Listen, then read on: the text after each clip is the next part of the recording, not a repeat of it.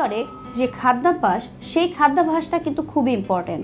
যাদের ডেঙ্গু হয়ে গিয়েছে তারা অলরেডি জানেন ডেঙ্গু জ্বরে কতটা ক্লান্ত হয়ে যান।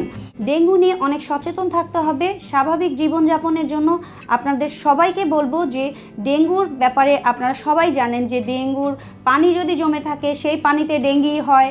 আপনি যদি ময়লা আবর্জনা থাকে ঘরের চারপাশে তাহলে কিন্তু মশা আসতে পারে, এবং সন্ধ্যার পরে জানালাগুলো আটকে রাখবেন যাতে আপনি কোনোভাবেই ডেঙ্গুর মশা দ্বারা আক্রান্ত না হন। এবার আসেন ডেঙ্গু জ্বর যদি হয়ে যায় তাহলে আপনার হোম রেমেডি কী হবে, কী ধরনের খাবার আপনি খাদ্য তালিকায় রাখবেন।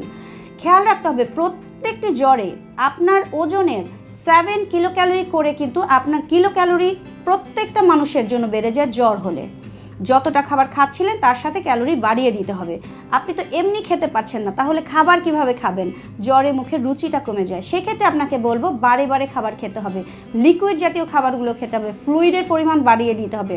বিকজ যদি আপনি ডিহাইড্রেটেড হয়ে যান, জ্বরে যদি আপনি খাবার না খেতে পারেন তাহলে আপনার রোগ প্রতিরোধ ক্ষমতা আরও ধীরে ধীরে কমে যাবে এবং আপনি দ্রুত সুস্থ হওয়ার পরিবর্তে অসুস্থর পরিমাণ আরও বেড়ে যাবে।